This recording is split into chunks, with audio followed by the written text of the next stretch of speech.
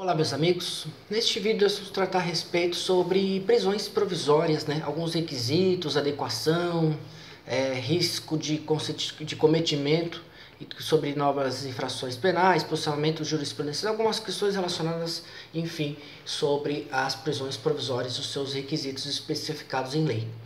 Nos termos do artigo 282, parágrafo 1º e 2º do Código de Processo Penal, ele traz um binômio, qual seja a necessidade e a adequação. No inciso 1º do artigo 282 dispõe que as medidas cautelares constritivas de liberdade somente devem ser determinadas caso demonstrem mostrem necessárias para o processo. Assim, a ordem pública, por sua vez, é um dos requisitos especificados como de medida coercitiva do Estado, na prisão preventiva. Também no inciso 1º há a possibilidade de medidas cautelares para pessoas pela conveniência de instrução criminal ou investigação de medida cautelar para aplicação da lei penal. O que nós vamos tratar a respeito agora? A posição dos tribunais superiores, a gente vai falar bem rápido, para vocês também entenderem também sobre o assunto de forma ainda que sucinta, que vocês têm que poder, quem for dependendo do destinatário do vídeo, pode também ter uma noção, breves noções a respeito. Não vamos dialogar abertamente todos os pontos específicos do tema, mas vamos deixar alguma coisa que você consiga ter uma noção. Então lá nas posições dos tribunais é de que é possível a aplicação de medidas cautelares de prisão diversas para evitar o cometimento de novas infrações. Neste ponto, aqui eu queria deixar em destaque que as prisões cautelares no geral é a regra e a exceção é a liberdade. Por quê? Porque a nossa Constituição Federal, lá no artigo 5º, parágrafo 57, ele diz respeito que haverá, nesse caso, o princípio da presunção da inocência. Ou seja, ninguém será considerado culpado antes do trânsito julgado e de uma sentença penal condenatória. Então é neste ponto que deve-se resvalar-se a legislação em vigor com todas as medidas protetivas e a prisão cautelar sendo a exceção, a liberdade sempre a regra de todos os cidadãos. Aliás, foi uma guerra histórica para que se seja aplicada de fato a liberdade de todos os povos, Então, e ainda existe a constrição, a prisão, corpórea, ela só se dá quando houver indícios suficientes de autoria e materialidade do crime, no aspecto criminal. E ali nós temos alguns questionamentos que há que ser considerado, como Ferrajoli, que foi um dos autores mais destacados do direito, aí, que eles trata aqui a constitucionalidade das medidas cautelares constritivas de liberdade à luz do estado de inocência. É importante esclarecer que não encontra uma jurisprudência estabelecida, que eu até anotei que as medidas cautelares elas são constitutivas de liberdade à luz do estado de inocência. Claro que é uma construção doutrinária que pode se trazer alguns pontos especificados na legislação em vigor, e assim como na parte prática. Então, alguns julgados, a presunção de inocência, ele trabalha com a ideia da não culpabilidade.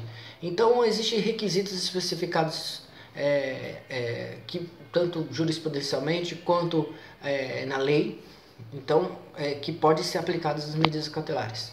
Então, a fumaça, o fumus boni iuris, a fumaça do bom direito, ou fumus comissi delicti, que só se justifica a determinada constrição da liberdade se pretensão condenatória, se houver nessa questão plausibilidade. E o período da liberdade, o periculum in mora, só se justifica a constituição da liberdade se ela se traduz em um efetivo risco à efetividade do processo. O grau de suficiência das medidas cautelares constritivas de liberdade seria um dos terceiros requisitos. E no quesito que seja a questão da constrição da liberdade, que seja a medida menos drástica possível, que não demonstram suficientes para o perigo, sendo uma espécie de neutralização ao perigo em liberdade, ou seja, na perigo de liberdade, seja essa medida a última ratio, a última razão para você aplicar a prisão. Não é? Então, esses são esses pontos especificados no aspecto de medidas cautelares. A regra é sempre a presunção de inocência, se não havendo essas questões específicas, pelo princípio também da ordem econômica, da ordem pública, se faz necessário aplicar as medidas, as constrições das medidas, as liberdades, né? As constrições das liberdades do cidadão. Então, é um poder de cautela, né? O juiz, nesse caso, ele vai aplicar as medidas cabíveis, né, no que concerne a manifestação de todos os devaneios jurídicos, né, de todos os caminhos jurídicos. Além disso, a questão não só existem também regras específicas também na legislação e que não precisa necessariamente uma prisão corpórea. Também poderia se aplicar medidas alternativas da prisão, né? Ou constritivas, né? Que seriam um exemplo disso, a pessoa não se ausentar da comarca, lugar onde vive, né? Uma delas, ou nesse caso, determinado horário ficar em sua residência até determinado horário. Se descumpridas as medidas cautelares, aí fora isso, essas cautelares diversas da prisão, ela, inclusive, vou até já citar que como estou falando, comparecimento periódico e juízo, o artigo 319 do Código de Processo Penal, ele estabelece um rol de medidas, de 9 medidas especificadas. Nesse caso, como mencionei, o comparecimento periódico em juízo no prazo e condições fixadas pelo juiz para informar e justificar as suas atividades. A avaliação do juiz deve se dar por base na adequação e na necessidade. A proibição de acesso ou frequência de determinados lugares, como circunstâncias relacionadas ao fato, que deva o indiciado ou acusado permanecer distante desses locais para evitar riscos de novas infrações. A proibição de manter contato com uma pessoa determinada por circunstâncias relacionadas ao fato, né? Aqui deve se abranger por todos os tipos de proibição. Contato pessoal, por e-mail, redes sociais, telefone, com determinada pessoa.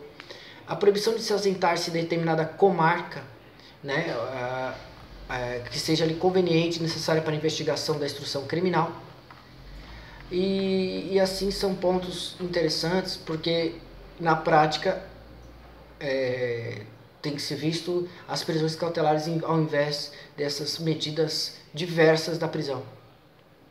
Mas existe justiça para tanto e deve ser, sim, reavaliado determinado caso concreto para que seja feita a equidade, o equilíbrio. E o que se tem feito? Para o advogado, promoção de habeas corpus, pedido de liberdade provisória, e assim vai, porque você tem que dar maior efetividade para o seu cliente, maior efetividade também para o cidadão. Você não tem que observar como cliente, mas sim como um cidadão que às vezes poderia ser determinado grau de lesividade ao determinado bem jurídico, que consiga aplicar, que o magistrado consiga visualizar, o juiz poderia visualizar o que pode ser aplicado, qual medida cautelar que seria aplicado em vez da prisão. Por vezes temos na prática pessoas que, por exemplo, um furto, né?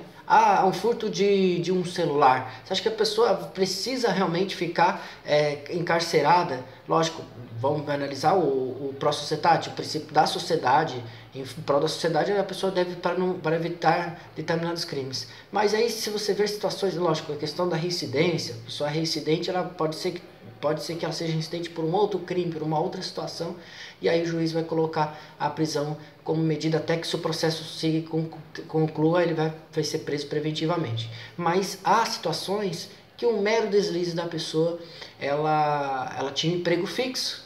Um exemplo disso, ela tinha emprego fixo, tinha residência fixa, nesse caso tinha emprego ilícito e continuou presa.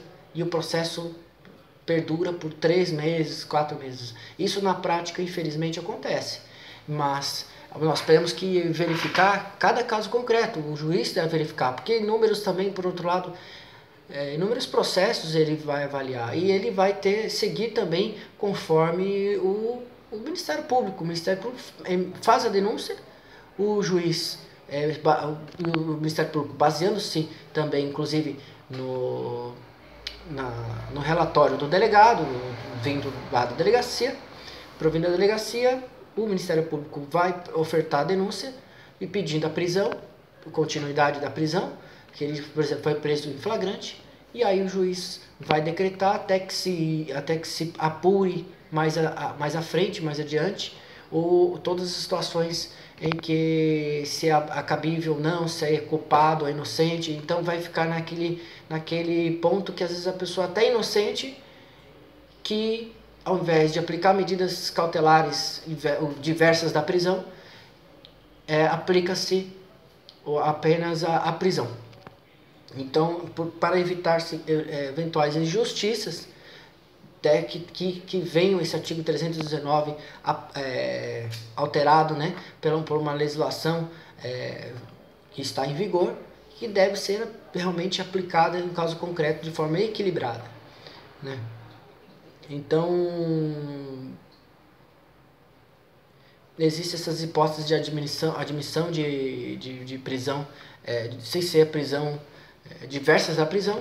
E no próximo vídeo a gente poderia tratar também a respeito sobre a admissibilidade de prisão preventiva, a hipótese ou não de prisão preventiva, porque por vezes nós vemos a regra é a liberdade, a exceção é a prisão.